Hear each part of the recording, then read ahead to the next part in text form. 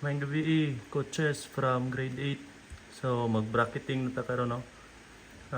Natay 8 teams, duha ka teams sa City High, duha ka teams sa Compre, RMC, Trade School, Magdom, tapos Merinol, Panabo. So bulago nato ning duha ka teams sa City High ug duha pod ka teams sa Compre.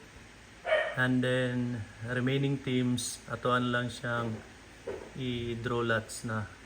So una kaning City High Patriots puta na to sa team A. Then City High Shadow Strikers butang nato sa bracket B. Tapos Compre team A butang nato sa bracket B. Then Compre team B butang nato sa bracket A. And then remaining teams, RMC Bulldogs, Trade School, Magdom National High School ug kining Merinol Panabo ato ni siyang i-draw lots pinagi sa Wheel of Fortune. So ato ani siyang draw lots sila.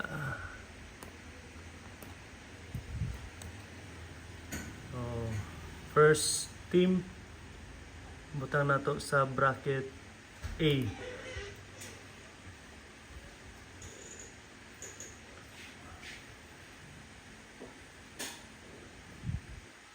Bracket A, RMC Bulldogs.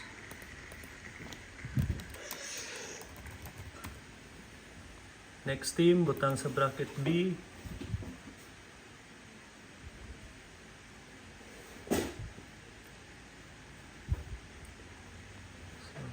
Bracket B, Magdom National High School.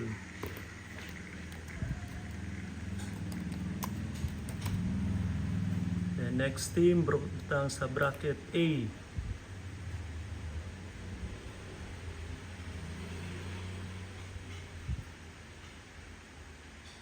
Tagum National Trade School, bracket A. And then Merinol College of Panabo, bracket B, Blue Warriors. So, mao ni siya ang ato ang bracket sa grade 8, bracket A, TCNHS Patriots, Tagum City National Comprehensive High School, Team B, RMC Bulldogs o Tagum National Trade School. Bracket B, TCNHS Shadow Strikers, Tagum City National Comprehensive High School, Team A, Magdom National High School, at saka Merinol College of Panabo Incorporated.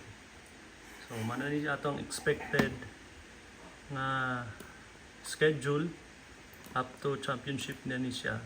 Natay 16 games tanan. So, magsugod atong dula karong Domingo, mag-schedule ko para sa grade 8. Salamat.